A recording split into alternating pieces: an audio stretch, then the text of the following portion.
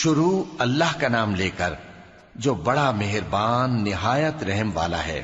لوگو اپنے پروردگار سے ڈرو کہ قیامت کا زلزلہ ایک حادثہ عظیم ہے۔ اے مخاطب، جس دن تو اس کو دیکھے گا اس دن یہ حال ہوگا کہ تمام دودھ پلانے والی عورتیں اپنے بچوں کو بھول جائیں گی اور تمام حمل والیوں کے حمل گر پڑیں گے، اور لوگ تجھ کو مدہوش نظر آئیں گے، حالانکہ وہ مدہوش نہیں ہوں گے بلکہ عذاب دیکھ کر مدہوش ہو رہے ہوں گے۔ بے شک اللہ کا عذاب بڑا سخت ہے، اور بعض لوگ ایسے ہیں جو اللہ کی شان میں علم کے بغیر جھگڑتے اور ہر شیطان سرکش کی پیروی کرتے ہیں، جس کے بارے میں لکھ دیا گیا ہے کہ جو اسے دوست رکھے گا تو وہ اس کو گمراہ کر دے گا اور دوزخ کے عذاب کا رستہ دکھائے گا۔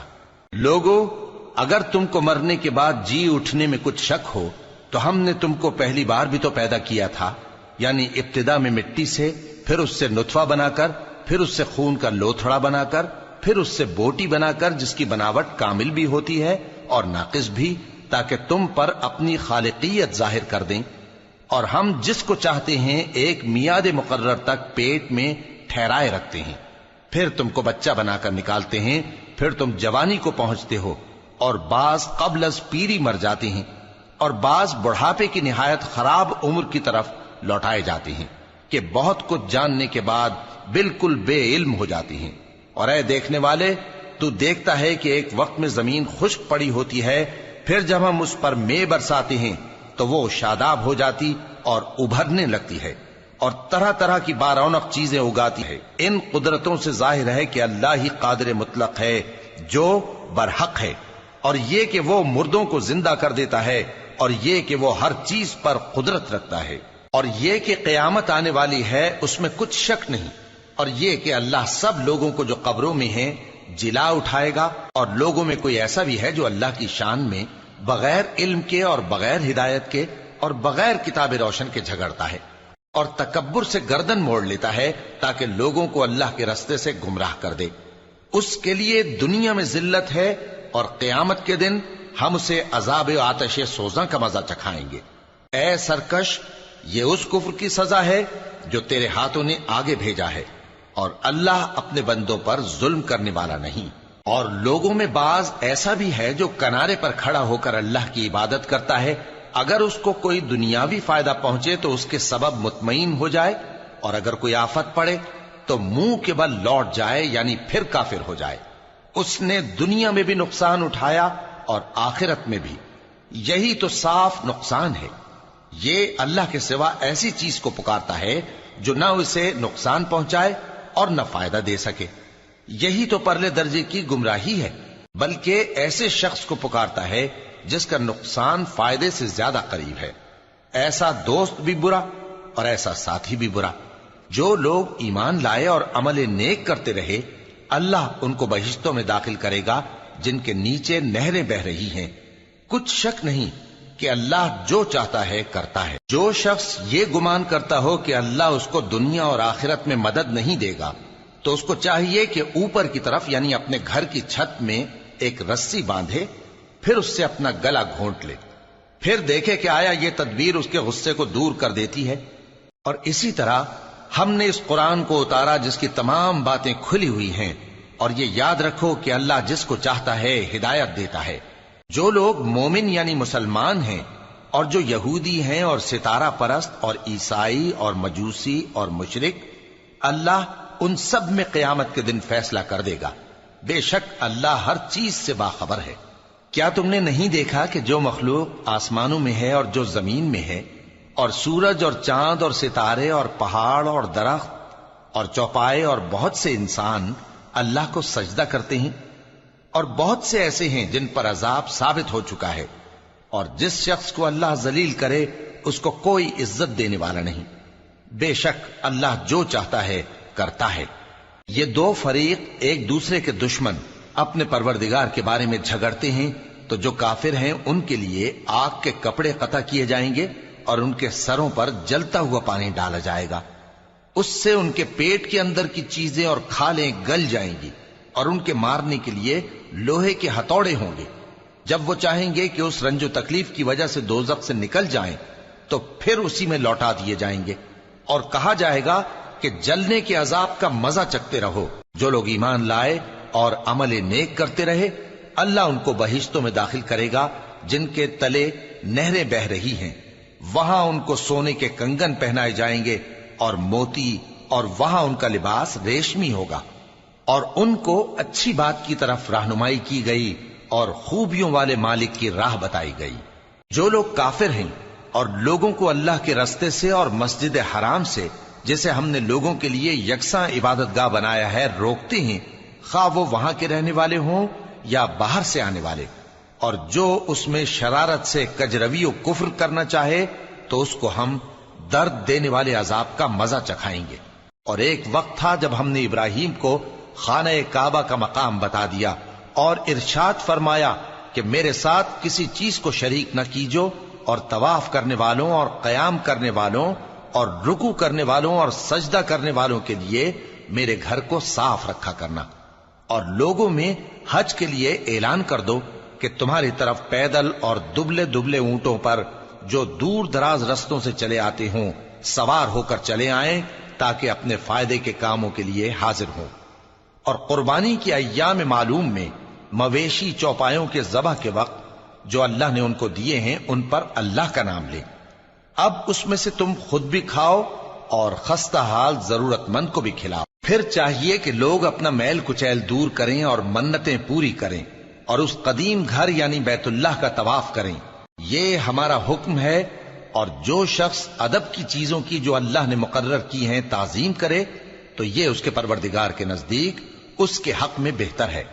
اور تمہارے لیے مویشی حلال کر دیے گئے ہیں سوائے ان کے جو تمہیں پڑھ کر سنائے جاتے ہیں، تو بتوں کی پلیدی سے بچو اور جھوٹی بات سے پرہیز کرو، صرف ایک اللہ کے ہو کر اور اس کے ساتھ شریک نہ ٹھہرا کر۔ اور جو شخص کسی کو اللہ کے ساتھ شریک مقرر کرے تو وہ گویا ایسا ہے جیسے آسمان سے گر پڑے، پھر اس کو پرندے اچک لے جائیں یا ہوا کسی دور کی جگہ اڑا کر پھینک دے۔ یہ ہمارا حکم ہے۔ اور جو شخص ادب کی چیزوں کی جو اللہ نے مقرر کی ہیں تعظیم کرے تو یہ کام دلوں کی پرہیزگاری سے ہے۔ ان میں ایک وقت مقرر تک تمہارے لیے فائدے ہیں، پھر ان کو اس قدیم گھر یعنی بیت اللہ تک پہنچنا اور ذبح ہونا ہے۔ اور ہم نے ہر ایک امت کے لیے قربانی کا طریق مقرر کر دیا ہے تاکہ جو مویشی چوپائے اللہ نے ان کو دیے ہیں ان کے ذبح کرنے کے وقت ان پر اللہ کا نام لیں۔ سو تمہارا معبود ایک ہی ہے تو اسی کے فرما بردار ہو جاؤ اور عاجزی کرنے والوں کو خوشخبری سنا دو۔ یہ وہ لوگ ہیں کہ جب اللہ کا نام لیا جاتا ہے تو ان کے دل ڈر جاتے ہیں، اور جب ان پر مصیبت پڑتی ہے تو صبر کرتے ہیں اور نماز آداب سے پڑھتے ہیں، اور جو مال ہم نے ان کو عطا فرمایا ہے اس میں سے نیک کاموں میں خرچ کرتے ہیں۔ اور قربانی کے اونٹوں کو بھی ہم نے تمہارے لیے اللہ کے شعائر مقرر کیا ہے، ان میں تمہارے لیے فائدے ہیں، تو قربانی کرنے کے وقت قطار باندھ کر ان پر اللہ کا نام لو، پھر جب پہلو کے بل گر پڑیں تو ان میں سے کھاؤ، اور قناعت سے بیٹھ رہنے والوں اور سوال کرنے والوں کو بھی کھلاؤ۔ اس طرح ہم نے ان کو تمہارے زیر فرمان کر دیا ہے تاکہ تم شکر کرو۔ اللہ تک نہ ان کا گوشت پہنچتا ہے اور نہ خون، بلکہ اس تک تمہاری پرہیزگاری پہنچتی ہے۔ اسی طرح اللہ نے ان کو تمہارے زیر فرمان کر دیا ہے تاکہ اس بات کے بدلے کہ اس نے تم کو ہدایت بخشی ہے اسے بزرگی سے یاد کرو۔ اور اے پیغمبر، نیکوکاروں کو خوشخبری سنا دو، اللہ تو مومنوں سے ان کے دشمنوں کو ہٹاتا رہتا ہے۔ بے شک اللہ کسی خیانت کرنے والے ناشکرے کو دوست نہیں رکھتا۔ جن مسلمانوں سے خواہ مخواہ لڑائی کی جاتی ہے ان کو اجازت ہے کہ وہ بھی لڑیں، کیونکہ ان پر ظلم ہو رہا ہے، اور اللہ ان کی مدد کرے گا، وہ یقیناً ان کی مدد پر قادر ہے۔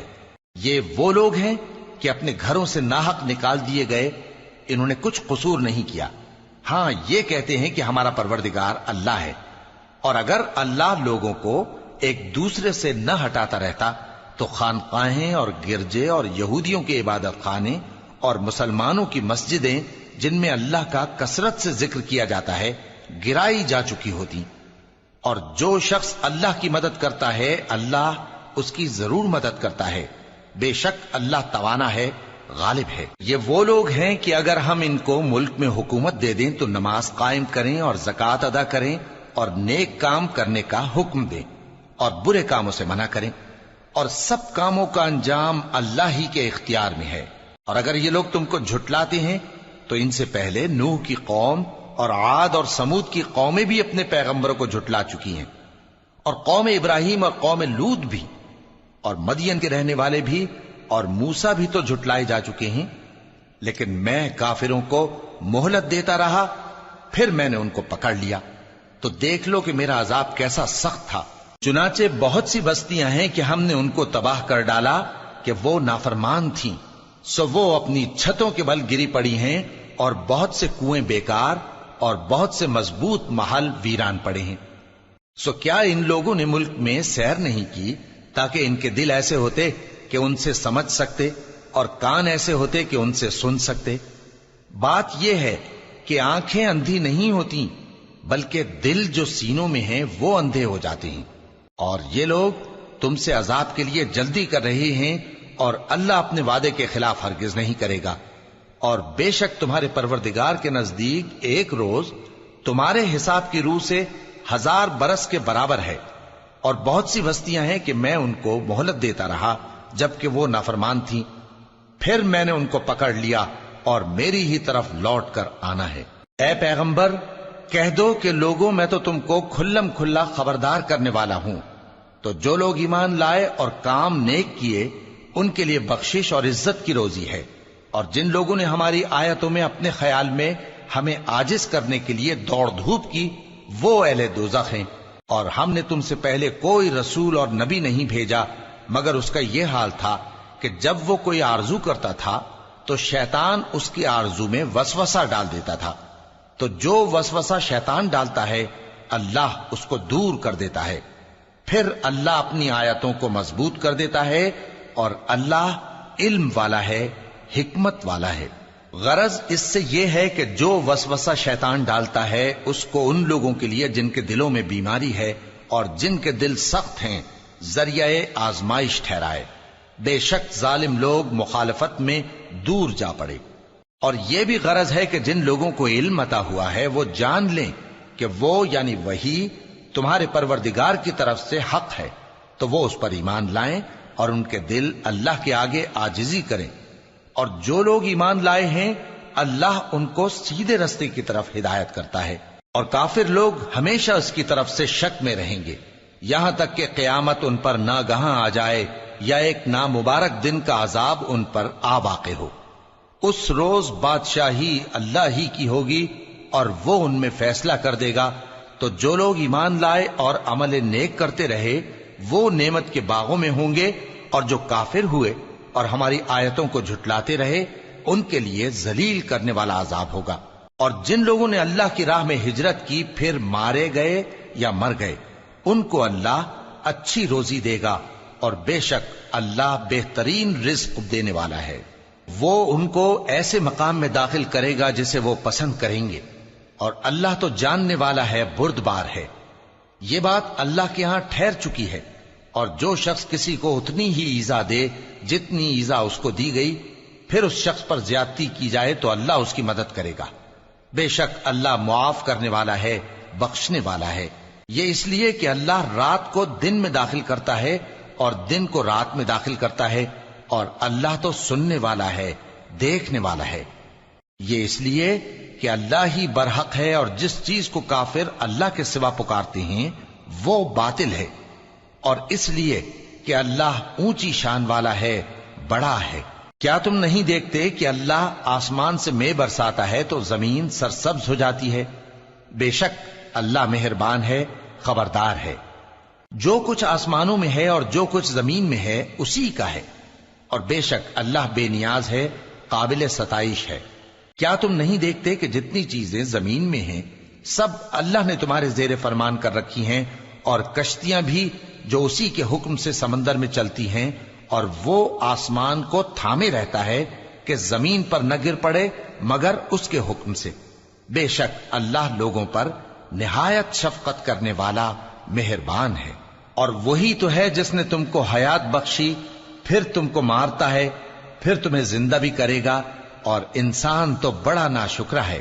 ہم نے ہر ایک امت کے لیے بندگی کی ایک راہ مقرر کر دی ہے، کہ اسی طرح وہ بندگی کرتے ہیں، تو یہ لوگ تم سے اس معاملے میں جھگڑا نہ کریں، اور تم لوگوں کو اپنے پروردگار کی طرف بلاتے رہو، بے شک تم سیدھے رستے پر ہو۔ اور اگر یہ تم سے جھگڑا کریں تو کہہ دو کہ جو عمل تم کرتے ہو اللہ ان سے خوب واقف ہے۔ جن باتوں میں تم اختلاف کرتے ہو اللہ تم میں قیامت کے روز ان کا فیصلہ کر دے گا۔ کیا تم نہیں جانتے کہ جو کچھ آسمان اور زمین میں ہے اللہ اس کو جانتا ہے؟ یہ سب کچھ کتاب میں لکھا ہوا ہے، بے شک یہ سب اللہ کو آسان ہے۔ اور یہ لوگ اللہ کے سوا ایسی چیزوں کی عبادت کرتے ہیں جن کی اس نے کوئی سند نازل نہیں فرمائی، اور نہ ان کے پاس اس کی کوئی دلیل ہے، اور ظالموں کا کوئی بھی مددگار نہیں ہوگا۔ اور جب ان کو ہماری صاف صاف آیتیں پڑھ کر سنائی جاتی ہیں تو ان کی شکل بگڑ جاتی ہے، اور تم ان کے چہروں میں صاف طور پر ناگواری دیکھتے ہو۔ ایسا لگتا ہے کہ جو لوگ ان کو ہماری آیتیں پڑھ کر سناتے ہیں ان پر حملہ کر دیں گے۔ کہہ دو کہ میں تم کو اس سے بھی بری چیز بتاؤں، وہ دوزخ کی آگ ہے جس کا اللہ نے کافروں سے وعدہ کیا ہے، اور وہ برا ٹھکانہ ہے۔ لوگوں، ایک مثال بیان کی جاتی ہے، اسے غور سے سنو کہ جن لوگوں کو تم اللہ کے سوا پکارتے ہو وہ ایک مکھی بھی نہیں بنا سکتے اگرچہ اس کے لیے سب اکٹھے ہو جائیں، اور اگر مکھی ان سے کوئی چیز چھین لے جائے تو اسے اس سے چھڑا نہیں سکتے۔ طالب اور مطلوب یعنی عابد اور معبود دونوں گئے گزرے ہیں۔ ان لوگوں نے اللہ کی قدر جیسی کرنی چاہیے تھی نہیں کی۔ کچھ شک نہیں کہ اللہ زبردست ہے، غالب ہے۔ اللہ فرشتوں میں سے پیغام پہنچانے والے منتخب کر لیتا ہے اور انسانوں میں سے بھی۔ بے شک اللہ سننے والا ہے، دیکھنے والا ہے۔ جو ان کے آگے ہے اور جو ان کے پیچھے ہے وہ اس سے واقف ہے، اور سب کاموں کا رجوع اللہ ہی کی طرف ہے۔ مومنوں، رکوع کرتے اور سجدہ کرتے اور اپنے پروردگار کی عبادت کرتے رہو اور نیک کام کرو تاکہ فلاح پاؤ، اور اللہ کی راہ میں جہاد کرو جیسا جہاد کرنے کا حق ہے۔ اس نے تم کو منتخب کیا ہے اور تم پر دین کی کسی بات میں تنگی نہیں کی، اور تمہارے لیے تمہارے باپ ابراہیم کا دین پسند کیا۔ اسی اللہ نے پہلے یعنی پہلی کتابوں میں تمہارا نام مسلم رکھا تھا، اور اس کتاب میں بھی وہی نام رکھا ہے۔ تو جہاد کرو تاکہ پیغمبر تمہارے بارے میں گواہ ہوں اور تم لوگوں کے مقابلے میں گواہ رہو۔ سو مسلمانوں، نماز قائم کرو اور زکوٰۃ دو اور اللہ کے دین کی رسی کو پکڑے رہو، وہی تمہارا دوست ہے۔ سو وہ کیا خوب دوست ہے اور کیا خوب مددگار ہے۔